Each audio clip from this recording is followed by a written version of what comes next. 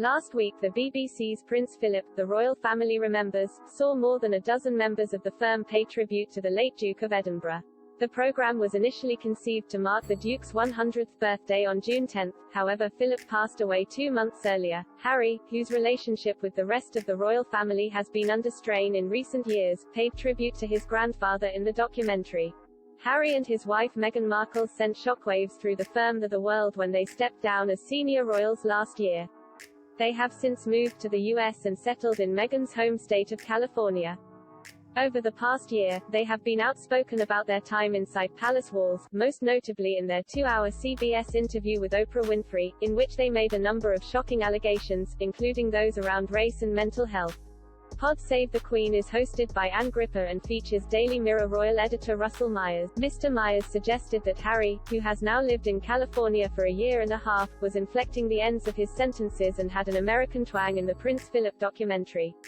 Mr. Myers said, "One thing I will say, which is not having a dig, it's just a funny observation. I want to know what people think about Harry's accent when they watch the documentary. I found his diction extraordinary. He's raising his voice as if he has an American twang. It's called intonation, I think. Quite interesting. I'm interested in the court of public opinion on it."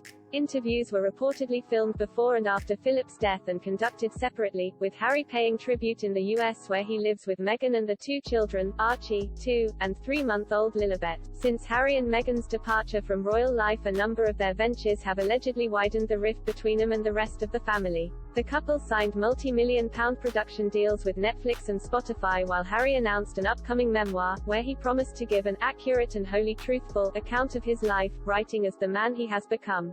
Yet in the BBC documentary commemorating Prince Philip, Harry hailed the Queen and the Duke of Edinburgh as the most adorable couple.